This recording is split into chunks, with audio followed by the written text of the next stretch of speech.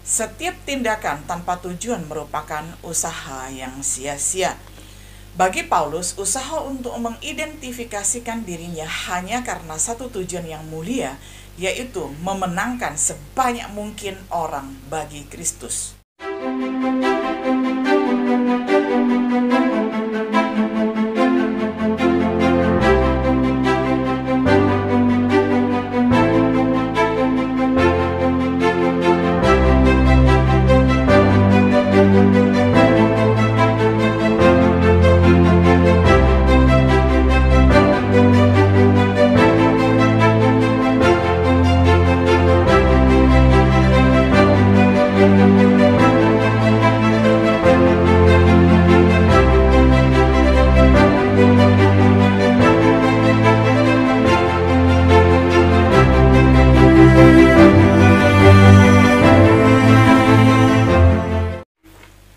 Shalom sahabat setia yang dikasihi oleh Tuhan. Jumpa lagi di dalam acara Renungan Sahabat Setia. Pada hari ini kita akan merenungkan satu tema, menjadi segala-galanya demi Injil, dari 1 Korintus 9 ayat 19 sampai ayat 23. Saya bacakan untuk kita semuanya. Sungguh pun aku bebas terhadap semua orang. Aku menjadikan diriku hamba dari semua orang, supaya aku boleh memenangkan sebanyak mungkin orang. Demikianlah bagi orang Yahudi, aku menjadi seperti orang Yahudi, supaya aku memenangkan orang-orang Yahudi. Bagi orang-orang yang hidup di bawah hukum Taurat, aku menjadi seperti orang yang hidup di bawah hukum Taurat. Sekalipun aku sendiri tidak hidup di bawah hukum Taurat, supaya aku dapat memenangkan mereka yang hidup di bawah hukum Taurat. Bagi orang-orang yang tidak hidup di bawah hukum Taurat, aku menjadi seperti orang yang tidak hidup di bawah hukum Taurat. Sekalipun aku tidak hidup di luar hukum Allah, karena aku hidup di bawah hukum Kristus, supaya aku dapat memenangkan mereka yang tidak hidup di bawah hukum Taurat. Bagi orang-orang yang lemah, aku menjadi seperti orang yang lemah, supaya aku dapat menyelamatkan mereka yang lemah. Bagi semua orang aku telah menjadi segala-galanya, supaya aku sedapat mungkin memenangkan beberapa orang dari antara mereka. Segala sesuatu ini aku lakukan karena Injil, supaya aku mendapat bagian dalamnya. Sampai semikian jauh pembacaan firman Tuhan dari 1 Korintus 9 ayat 19 sampai 23. Sahabat setia yang dikasihi oleh Tuhan, langkah awal mungkin saja kita begitu optimis dengan suatu target penginjilan. Karena itu dengan antusias kita mulai membuat rencana yang besar, strategi, dan mengumpulkan semua kekuatan baik dana, personil, dan semua sarana dan prasarana yang akan diperan sertakan dalam penginjilan tersebut. Dengan semangat serta keyakinan tinggi, kita bergumul dalam doa dan puasa. Setelah semuanya rampung, maka masuklah kita ke daerah penginjilan yang menjadi sasaran kita tersebut. Namun dalam memulai pelaksanaan penginjilan, kita dan Injil yang kita beritakan ditolak dan semua orang menjauhi kita. Semuanya tidak terduga harus gagal. Akhirnya kita kecewa. Semangat penginjilan pun bahkan pudar, bahkan mati. Kenyataan ini bukan tidak mungkin terjadi, bahkan kenyataan dalam sejarah penginjilan di banyak tempat, berbelahan bumi di dunia ini, kita menemukan banyak misionaris yang gagal memulai tugas penginjilannya. Setelah ditelusuri sebab musababnya, maka ditemukan titik lemah dari pihak misionaris itu sendiri, yaitu misionaris tidak memahami kontekstualisasi sehingga tidak mampu mengidentifikasikan diri dengan kebudayaan cara hidup, kondisi sosial, ekonomi, dan falsafah hidup daerah setempat. Tentulah kita tidak ingin mengulangi kegagalan tersebut.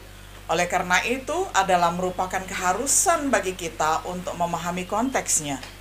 Penginjil dan penginjilan itu tidak dapat dipisahkan dengan kontekstualisasi.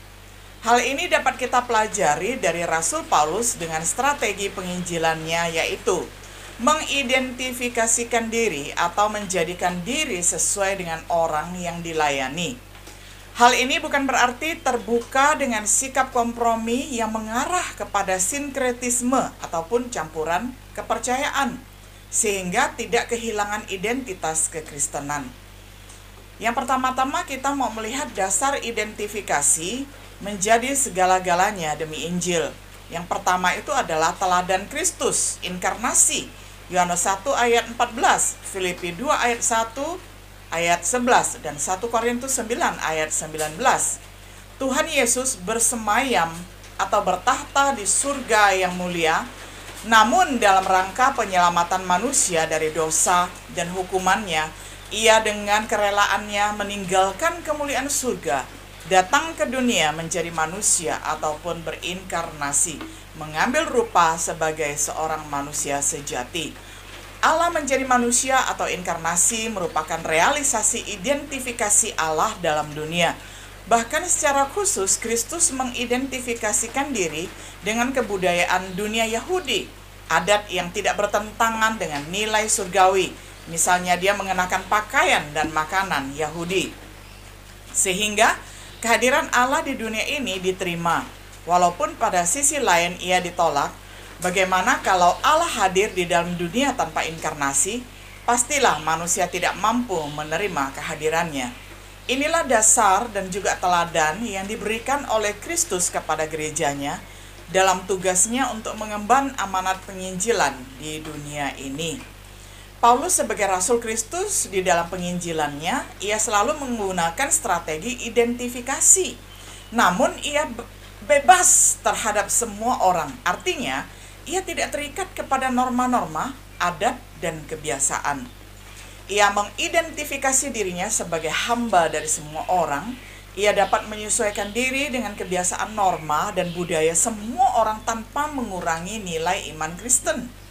Semuanya itu hanya untuk satu tujuan, yaitu memenangkan semua orang bagi Kristus. Ayat 19. Yang kedua, teladan Rasul Paulus, ayat 23.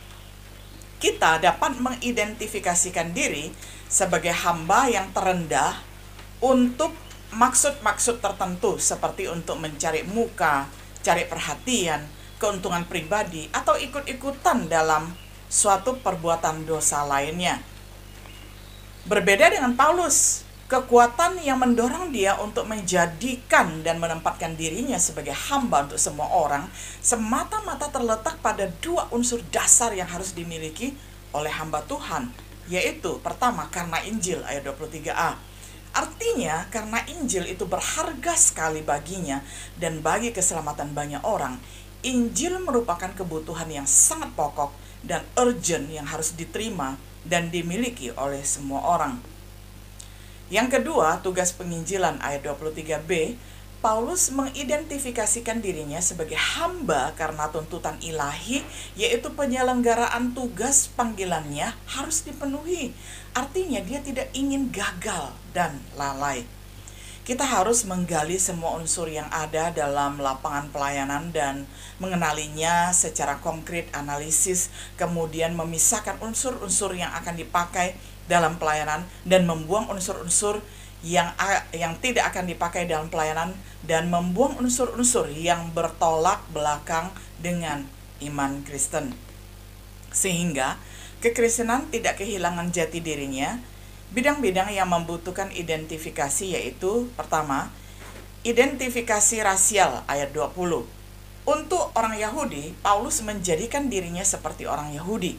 Sikap ini merupakan sikap identifikasi rasial, yaitu kebangsaan. Misalnya kita, saudara, sebagai orang Indonesia, ketika kita pergi ke India, kita mengenakan baju sari atau kita memakai pakaian India, kita berbahasa India, kita sudah mengidentifikasi kita menjadi bangsa India. Demikian pula sebaliknya.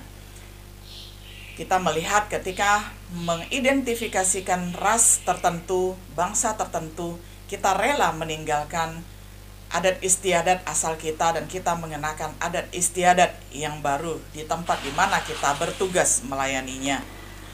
Pendekatan yang dipakai Paulus yaitu pendekatan bangsa. Karena yang menjadi sasaran Paulus adalah bangsa Yahudi, maka dia harus mengenal dan menempatkan diri sebagai warga Yahudi. Itu berarti harus mengenal falsafah bangsa, kebudayaan, dan mengenal hukum, serta cara hidup sehari-hari sebagai bangsa tersebut. Kalau kita memasuki suatu tempat yang menjadi objek penginjilan, maka kita terlebih dahulu harus mengetahui situasi daerahnya. Maksudnya supaya dapat memudahkan proses pemberitaan Injil dan mendaratkan Injil di tempat tersebut. Yang kedua, identifikasi religius ataupun keagamaan, ayat 20 hingga ayat 21. Jadi saudaraku yang dikasihi oleh Tuhan, ketika kita membawa berita Injil kemanapun dan ke dalam lingkup agama apapun, saudara, kita dapat menempatkan diri dan kita dapat berkomunikasi baik-baik, baik itu dari sudut cara pandang agama dan kepercayaan itu sendiri, maupun kita akhirnya membandingkan dengan apa yang kita yakini dan yang kita percaya. Identifikasi religius atau keagamaan, kita memasuki satu tempat, dapatlah dipastikan bahwa tempat tersebut sudah memiliki kepercayaan tertentu. Kita tentu tidak akan masuk dan menghentikan begitu saja kepercayaan mereka dan menerapkan Injil, karena hal ini tentu sangat berbahaya. Untuk itu sangat penting identifikasi religius kepada yang sudah beragama. Paulus menjadi orang yang hidup di bawah hukum Taurat, yaitu mereka yang sudah beragama Yahudi, yang takluk kepada hukum Taurat, tetapi Paulus sendiri tidak hidup di bawah hukum Taurat. Paulus mengidentifikasikan dirinya, tetapi tidak kehilangan identitasnya. Ini penting sekali, saudara. Di luar kita boleh memakai jubah apapun, tetapi intinya dalamnya core kita percaya kepada Tuhan, percaya kepada Yesus Kristus yang menyelamatkan kita, itu tidak pernah bisa hilang. Yang kedua, di dalam agama non-Yahudi ataupun bangsa yang belum menjadi Kristen ataupun yang masih disebut kafir, Paulus menjadi seperti orang yang tidak hidup di bawah hukum Taurat, artinya mereka yang bukan beragama Yahudi atau kafir. Lalu yang ketiga, identifikasi sosial ekonomi, ayat 22. Paulus juga mampu menyesuaikan dirinya kepada orang-orang yang berstatus sosial rendah, yaitu orang-orang lemah, yang berarti juga mereka yang berstatus ekonomi rendah. Paulus menempatkan diri kepada orang yang sederhana, miskin, yang tidak memiliki pengaruh, orang yang tersisihkan, orang yang kurang diperhatikan, namun juga dapat membaca dalam bagian teks yang lain. Paulus mampu menempatkan diri kepada orang yang berstatus sosial ekonomi tinggi seperti gubernur, kaisar, dan orang kaya. Yang ketiga, tujuan identifikasi. Setiap tindakan tanpa tujuan merupakan usaha yang sia-sia. Bagi Paulus, usaha untuk mengidentifikasikan dirinya hanya karena satu tujuan yang mulia, yaitu memenangkan sebanyak mungkin orang bagi Kristus. Paulus menjadi seperti orang Yahudi supaya dapat memenangkan mereka yang beragama atau yang tidak beragama dan menjadi orang lemah semata-mata untuk memenangkan Injil bagi Kristus Yesus. Sahabat setia yang dikasihi oleh Tuhan, kita melihat renungan kita hari ini adalah berbicara tentang menjadi segala-galanya demi Injil. Nah, ketika kita dipercayakan di tengah-tengah masyarakat, ketika kita diutus oleh Tuhan untuk melayani saudara-saudara kita, adakah kita menempatkan diri sama seperti mereka? Makan makanan yang sama, berpakaian pakaian yang sama, berbicara, berbahasa, dan kemudian mengenal adat istiadat itu juga sama seperti mereka. Namun core inti kita, inti kekristenan kita percaya kepada Tuhan Yesus itu tidak pernah kehilangan jati diri. Bahkan itulah yang coba kita perkenalkan, yang coba kita tawarkan kepada mereka, agar mereka juga boleh mengenal Tuhan Yesus Kristus sebagai Tuhan dan Juru Selamat yang akan memberikan hidup yang sentosa, memberikan hidup yang kekal bagi mereka. Sahabat setia yang dikasihi oleh Tuhan, kiranya renungan kita pada hari ini boleh menolong kita untuk mengidentifikasi diri kita dimanapun ketika kita diutus dan melayani. Kiranya Tuhan memberikan kita roh yang kreatif, roh yang penuh dengan inovatif untuk melayani sebaik mungkin. Shalom.